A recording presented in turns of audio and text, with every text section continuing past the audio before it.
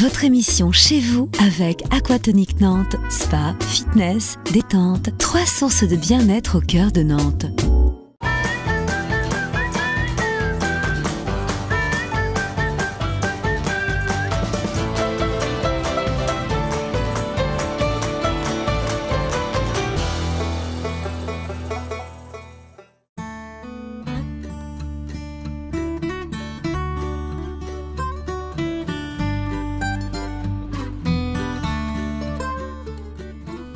Salut à tous et bienvenue dans Chez vous. Cette semaine, on vous emmène découvrir le centre-ville de Nantes et plus particulièrement ce quartier situé entre le château et la cathédrale. C'est une des zones les plus visitées de Nantes. Ce tourisme s'explique notamment par ce patrimoine remarquable présent dans ce quartier. Justement, pour ce premier numéro, on vous emmène découvrir le château des Ducs de Bretagne, véritable trésor nantais classé au monument historique depuis 1840. Et ça fait plaisir à Anne de Bretagne.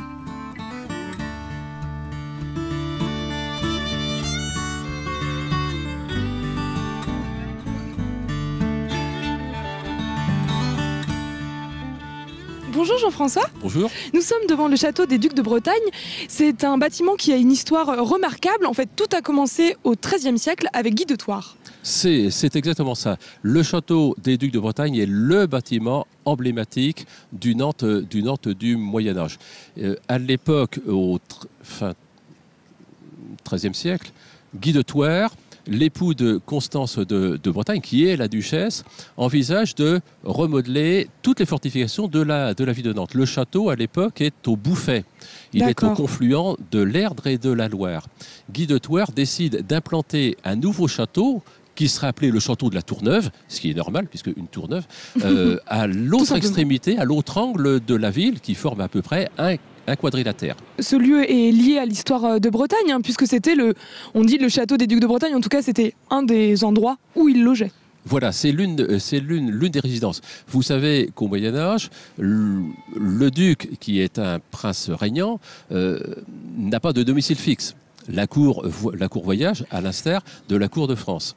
Donc, il voyage, il est à Sucigno, il est ailleurs. Nantes est quand même l'un des lieux de résidence principale. Forcément, on associe souvent, à tort peut-être, ce château à Anne de Bretagne. Alors, on ne l'attribue pas à tort parce qu'elle a complété les travaux qui avaient été entrepris par son père ou par ses prédécesseurs. Alors évidemment, on a la statue de Fréour qui évoque sa naissance ici en 1477, fille de François II. C'est là qu'elle fait ses premiers pas, mais elle voyage aussi avec ses parents au cours de leur pérégrination dans le duché.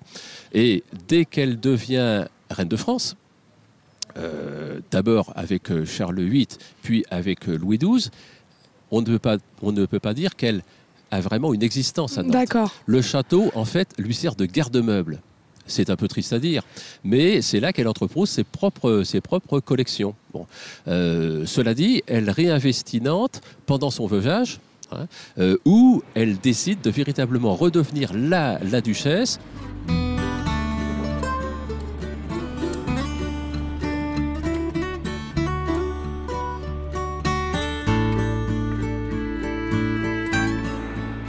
Jean-François, là, on rentre à l'intérieur de la cour du château. Exactement. Et quand on arrive ici, on comprend pourquoi c'est un lieu touristique majeur de Nantes.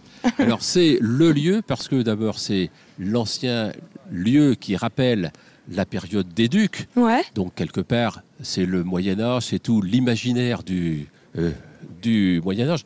Puis, vous avez quand même un ensemble de bâtiments de différentes époques, mais qui, architecturalement parlant, constituent un ensemble exceptionnel. Donc, il est normal que le château soit l'un des pôles touristiques majeurs de la ville de Nantes, d'autant qu'il a largement été restauré dans la dernière décennie des années 90, et vous avez ici le résultat de tous ces travaux, un réaménagement complet de la cour, une réhabilitation de l'ensemble des bâtiments et surtout un aménagement d'un nouveau musée de l'histoire de Nantes dans le Grand Logis et dans le Grand Gouvernement qui a nécessité l'adaptation d'un bâtiment qui n'était pas fait pour faire musée en musée. Alors, ce qui est intéressant, c'est que c'est un lieu aussi qui continue d'être étudié et il y a des recherches qui continuent à être faites et on comprend encore mieux le château de nos jours. Voilà, il y a des chercheurs, il y a des universitaires qui travaillent encore sur la question.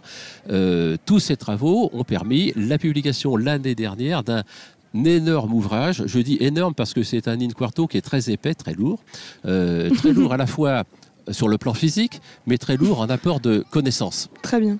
Et on apprend vraiment, ou on redécouvre un certain nombre de choses sur l'histoire, sur l'évolution du château.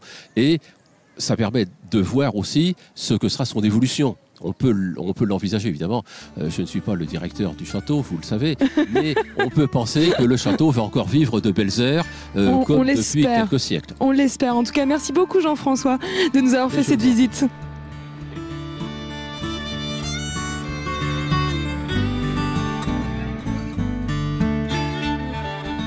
Chez vous, c'est fini pour ce soir, mais on se retrouve demain pour découvrir le cinématographe. D'ici là, portez-vous bien et surtout, ne zappez pas.